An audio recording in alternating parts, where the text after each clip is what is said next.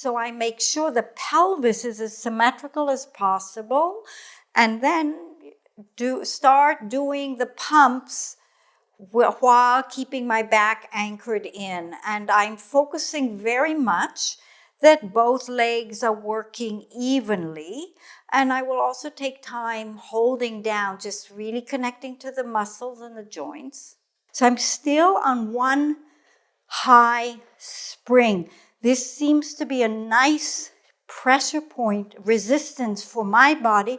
I'm not losing control, but it's giving me enough resistance that everything has to turn on. I can feel all the work in the glute and the hamstring here, and all of the connection here, and my hips, I'm still able to keep them nice and steady.